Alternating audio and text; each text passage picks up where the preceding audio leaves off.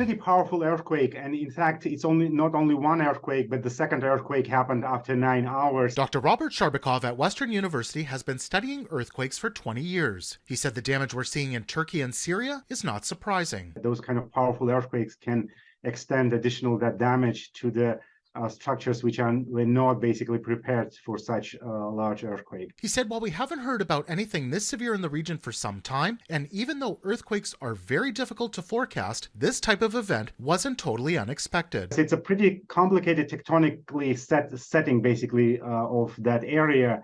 It's a collision of several plates, so it's a Eurasian plate and then an Anatolian plate and African plate. Basically, they collide at that area. And so that's expected to have a really strong earthquake. Sharbakov said building energy between the fault lines and a relatively shallow depth came together to bring this major 7.8 earthquake, a magnitude not regularly seen. He said older areas and parts in Syria affected by war were particularly vulnerable. I don't think that the quality of the construction was to the level just basically to support such a strong earthquake. So given the force of the earthquake and the widespread damage it caused, experts CityNews spoke with said that's going to further complicate recovery efforts in the region. Pediatric infectious diseases specialist Dr. Anna Banerjee was on the ground after the major 2010 earthquake in Haiti. She said getting people out from the rubble and treating major injuries is a top priority, and efforts require major coordination. Making sure that, the wounds are cleaned, that